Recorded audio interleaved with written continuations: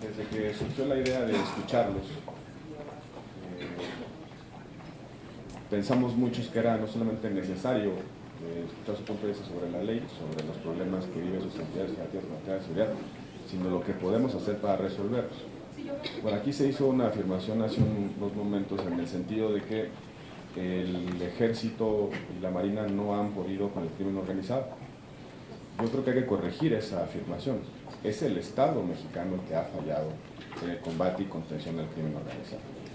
El Estado mexicano en sus desdoblamientos locales, también en la respuesta federal, en nuestra incapacidad de construir instituciones sólidas, de formar policías, ministerios públicos, de resolver el problema, la grave crisis penitenciaria que vive nuestro país. Creo que deberíamos de empezar nuestras reflexiones asumiendo que quien ha quedado a deber es el Estado mexicano en su conjunto, en todos los ámbitos, niveles de gobierno, pero también en las distintas expresiones del poder público. Y me gustaría aprovechar su presencia porque hay algo que no se ha puesto sobre la mesa y que está en el fondo del problema. Hemos reducido esta conversación a una dicotomía que a mi juicio es falsa o por lo menos es incompleta. Militares en la calle o militares en los cuartos. Esa dicotomía es absolutamente falsa, porque por lo menos en los últimos 30 años las Fuerzas Armadas han adquirido funciones permanentes que no se corresponden o que son un poco más complejas que las tareas de seguridad pública o el viejo modelo de defensa exterior frente a una invasión de los Estados Unidos o responsabilidades asociadas simplemente a la estricta disciplina militar. Han adquirido a lo largo del tiempo, desde que estas reflexiones se iniciaron, han adquirido funciones permanentes y no es posible prescindir de las Fuerzas Armadas. Voy a poner algunos ejemplos. Hay 3.000 instalaciones estratégicas en el país, el 47% corresponden a Pemex. ¿Quién cuida las instalaciones estratégicas de este país? Las Fuerzas Armadas. ¿Quién realiza la función de policía marítima en el mar y agua territoriales mexicanas? La Armada de México. No tenemos una guardia costera, los servicios de guardacosta, dice la ley, corresponden a la Armada de México. El Ejército Mexicano es autoridad administrativa que aplica la regulación de armas de fuego y explosivos. Esa es una función permanente. No solamente eso, no solamente da los permisos de producción, de portación o de acceso a las armas, sino también tiene responsabilidades de impedir que, por ejemplo, circulen armas en un mercado ilegal. Es su responsabilidad y la ha sido desde mucho tiempo. La primera vez que discutió este país sobre los alcances, sobre la relación entre el poder militar y el poder civil, fue en 1857, a propósito de las comandancias militares fijas. La discusión era, ¿deben estar los militares teniendo funciones de carácter permanente, instalaciones militares en sus estados? Y la respuesta del positivo del 57 fue que sí. En el 17 de nueva cuenta discutimos la relación poder civil-poder militar. Durante los largos periodos de institucionalización de las Fuerzas Armadas, se revisó cuáles iban a ser las misiones esenciales de las Fuerzas Armadas y se dijo, son dos. La misión 1, seguridad interior, la misión 2, defensa exterior. Son funciones permanentes de las Fuerzas Armadas, que están previstas en leyes, descritas en leyes. Pero sucedió algo en el país, que es lo que está en el fondo de nuestra problemática actual. Decía el senador Rufo, la federalización de la delincuencia organizada. No solamente eso, dijimos que el crimen organizado era no un problema de seguridad pública, sino un problema de seguridad nacional. Y a partir de 2004 y 2005, el crimen organizado es una responsabilidad no solamente federal, sino también se combate desde los instrumentales del régimen de seguridad nacional. Y por eso las Fuerzas Armadas también tienen funciones permanentes asociadas al crimen organizado. Porque este país decidió en los años 90 y 2000 que nos enfrentaríamos al problema del crimen organizado desde un instrumental distinto al de la seguridad pública. No solamente le quitamos la potestad a estados y municipios y la concentramos en la federación, sino hicimos un régimen especial desde la Constitución en materia de seguridad nacional, con regímenes especiales, no solamente de investigación, sino también de tipología de delitos y de formas de colaboración. La materia de la delincuencia organizada es una materia federal. Y el problema que tenemos en el país en este momento es que ni los estados pueden con la delincuencia organizada, ni la federación asume por completo la responsabilidad de delincuencia organizada. Porque hoy ya prácticamente toda realidad de seguridad pública se entiende como delincuencia organizada. Desde los homicidios hasta los delitos que están previstos en la propia Ley Federal de Delincuencia Organizada.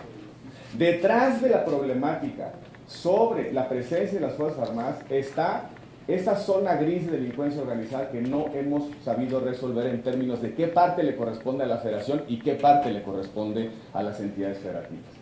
Y desde la emisión de la Ley Federal de Delincuencia Organizada, se dijo claramente que los estados y los municipios tienen deberes de colaboración en materia de seguridad nacional. Y específicamente en cuanto al crimen organizado, deberes de colaboración. Por eso la minuta insiste en eso, porque las entidades federativas y los municipios, por lo menos de hace 20 años, tienen deberes de colaboración. No son responsables directos, sino colaboran y contribuyen a la contención del crimen organizado. Y llevamos 12 años en el discurso político institucional aventándonos la bolita entidades federativas y municipios y la federación. Es crimen organizado, te corresponde a ti, es narcotráfico, te corresponde a ti o me corresponde a mí, es homicidio, no es homicidio, atraje el caso, no atraje el caso. Eso está en el fondo de esta discusión. En el fondo de esta discusión está claramente distinguir los ámbitos de competencia y de responsabilidad del combate al crimen organizado.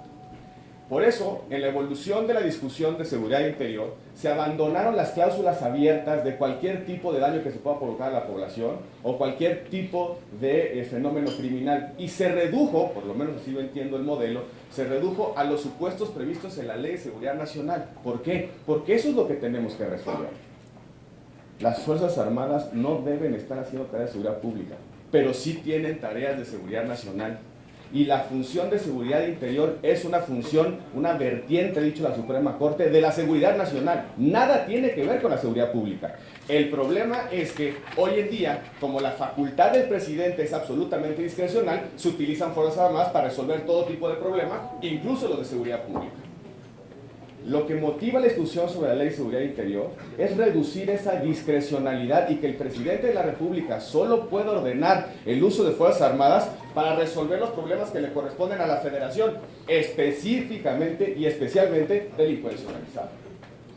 Y no solamente las otras atribuciones que tiene la Federación. No podemos estar más militarizados ya. 27 entidades federativas tienen presencia permanente en las Fuerzas Armadas, el 87% del territorio nacional. ¿Por qué? Porque la facultad no está reglamentada. Desde 1996 la Corte nos dijo, esa función exclusiva del presidente, disponer de la totalidad de las Fuerzas Armadas para traer seguridad interior en el ámbito de la seguridad nacional, debe hacerse fundando y motivando su ejercicio. Es decir, razones de hecho y de derecho que motivan el ejercicio de esa facultad. Hoy, como no existe ningún procedimiento que obligue a ello, basta una llamada telefónica o una orden de un funcionario público para que las Fuerzas Armadas se desplieguen de manera inmediata. Y se despliegan sin saber a dónde, ni por qué, ni por cuánto tiempo, ni para qué. Eso es lo que tenemos que resolver. Y el gran problema que tiene el país, insisto, es crimen organizado. Y donde no nos podemos poner de acuerdo es qué vamos a hacer cada quien con esa parte. ¿Cuál es nuestra responsabilidad? Federación, estados y municipios en ese problema. Pero mientras seguridad nacional, mejor dicho, mientras delincuencia organizada sea seguridad nacional, las Fuerzas Armadas tienen una responsabilidad directa. El problema es que lo hacen sin ningún margen de certidumbre jurídica. Tenemos dos opciones: o dejamos las cosas como están, dejando la facultad discrecional del presidente de la República para utilizar Fuerzas Armadas para todo, o revisamos el modelo de seguridad nacional y sacamos a las Fuerzas Armadas de esa responsabilidad. Porque mientras estén ahí, en esas prescripciones legales, la responsabilidad de nuestros ejércitos, nuestros militares y marinos, las Fuerzas Armadas no pueden decir que no. Se ha instalado la idea en nuestro país, que fue una ocurrencia de un presidente de la República, señores, desde los años 90, mejor dicho, desde los años 40, la tarea de erradicación de cultivos las viene desarrollando las Fuerzas Armadas. En el Programa Nacional de Seguridad Nacional, las Fuerzas Armadas describen esas tareas permanentes que van, insisto, desde entrar a Guerrero a destruir un cultivo de amapola, hasta controlar y cuidar nuestro espacio aéreo de las aeronaves que vienen con droga de otros países, o las lanchas rápidas que cruzan nuestro mar territorial. Insisto, el dilema